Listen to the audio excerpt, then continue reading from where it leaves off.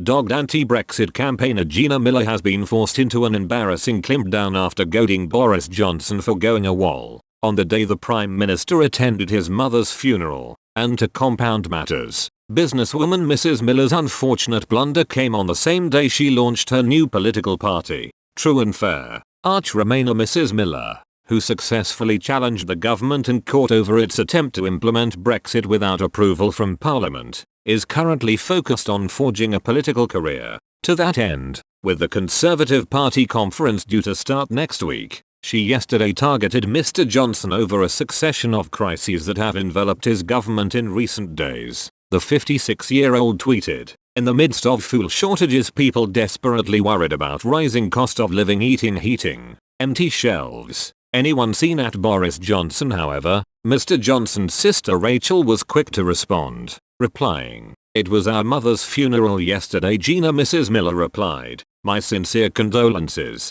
James Heal, the diary editor of The Spectator, shared a screen grab of the exchange, commenting, "Launch day for Gina Miller's new party went well then." Replying to Mr. Heal's tweet, Timothy Nerozzi posted, "Hard to think of a more powerful foot-and-mouth moment from recent memory." Louise Atkins added, "Awkward." Meanwhile, responding to Mrs. Miller's post, Deborah Domman said, "No fan of Boris Johnson, but in my opinion not a time to be critical. He is grieving the loss of his mother and we all need to understand and empathize with his situation." Mrs. Miller's new political venture is to be assessed by the Electoral Commission, from which she is now awaiting approval. In a statement issued yesterday, she said, "This government needs to be held to account. Voters deserve better than the current politics of incompetence and self-interest." The party is separate from her True and Fair campaign, launched 9 years ago to improve transparency, governance, consumer protection and conduct in the UK financial services sector.